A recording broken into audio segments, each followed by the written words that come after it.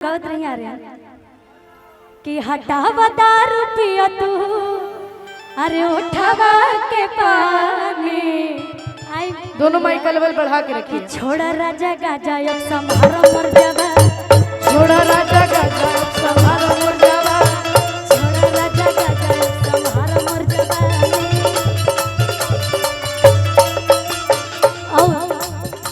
कि कब लेने भाई भाई अपन रसम खाना दानी, भाई भाई अपन रसम खाना दानी, कब लेने भाई भाई अपन रसम खाना दानी।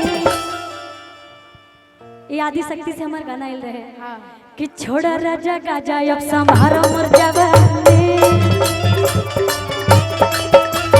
छोड़ा राजा गाजा अब समारो मर जवानी।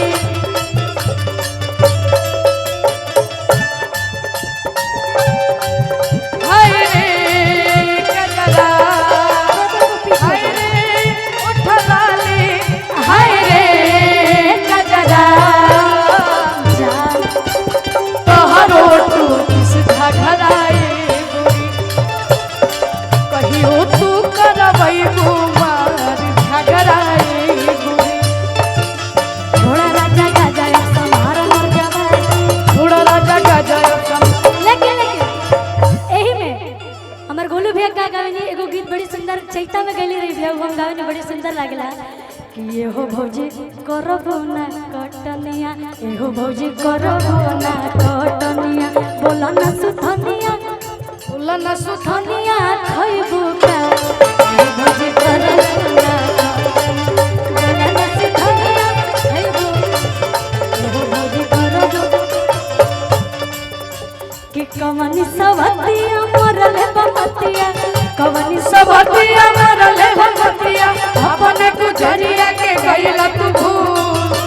कि सुना सुना लागेला से जरिया, सुना सुना लागेला से जरिया, पिया भइला दुलार के हो, छोड़ी गवाना हरि हरि। पिया भइला दुलार के हो फूल। भैया बोलो भैया।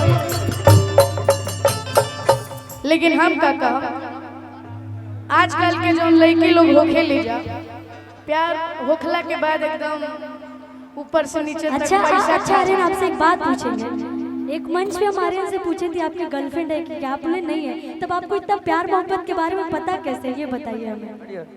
एक्सपीरियंस है थोड़ा। किस कैसे हम experience? आपने तो कोई गर्लफ्रेंड ही नहीं। एक बार हम चाह काजल राज खाते एक बार ताली बजा दीजिए आप काजल सब। जी के लिए एक बार ताली बजा दीजिए, आप सब बड़ी सुंदर प्यारी एक्टर। भोजपुरी के एगो इहो शेरनी बाड़ी भाई छाइल बाजे छाइल बाबू शेरनी बा, एक बार ताली बजा दीजिए जोरदार।